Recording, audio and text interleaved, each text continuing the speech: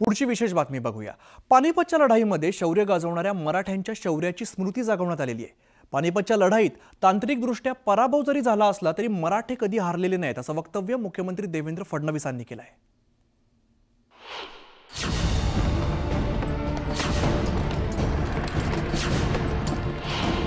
पानिपतच्या लढाईला 264 वर्ष पूर्ण झाली। 14 जानेवारीचा दिवस पानिपतात झालेल्या घनघोर युद्धाच्या स्मृती जागवण्याचा दिवस। पानिपतची लढाई मराठ्यांच्या सर्वोच्च पराक्रम आणि बलिदानाची साक्ष देते।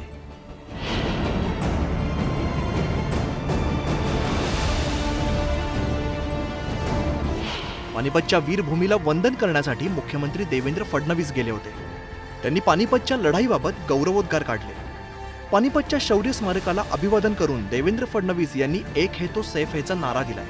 वैसे तो अब्दाली भले ही उस मुहिम को जीता हो, लेकिन मन से इतना पराजित हुआ कि वापस मुड़कर भारत की ओर नहीं आ पाया। यहाँ पर कभी उसने कदम नहीं रखा और उसके बाद भी कदम रखने की हिम्मत किसी ने नहीं की।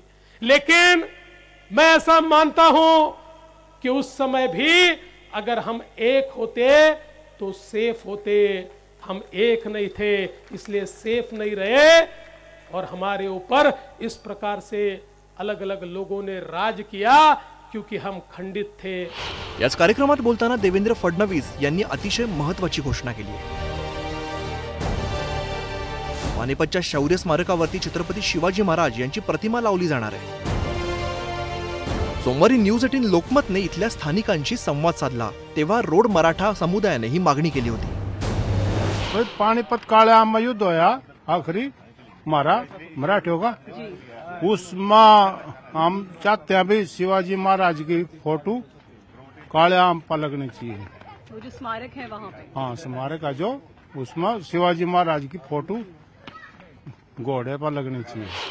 न्यूज 18 लोकमत सोबत विशेष संवाद साधताना मुख्यमंत्री देवेंद्र फडणवीस यांनी प्रतिमा बसवण्याचं सुतोवाच केलं होतं। शिवरायांचा पुतळा बसवण्यासोबतच या शौर्य स्मारकासंदर्भात मुख्यमंत्र्यांनी महत्त्वाच्या घोषणा केल्या।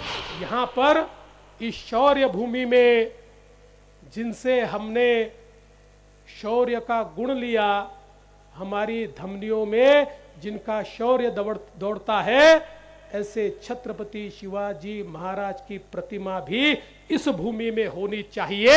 इसके लिए भी हम महाराष्ट्र सरकार की ओर से पूर्ण रूप से उसके लिए जो भी करना पड़े वो करेंगे। मराठ्यांच्या जाज्वल्य इतिहासाची साक्ष देणाऱ्या पानिपतच्या भूमीला वंदन करण्यासाठी महाराष्ट्रातून अनेक नागरिक उपस्थित होते। साहसी खेळ आणि छत्रपती शिवाजी महाराजांच्या घोषणांनी परिसर दणाणून गेला, तर शौर्याच्या या भूमीतून प्रत्येक जण स्फूर्ती घेऊन बाहेर पडला। महाराज योगीराज श्रीमंत छत्रपती शिवाजी महाराज की जय। ज्ञानदा कदम, न्यूज 18 लोकमत, पानिपत।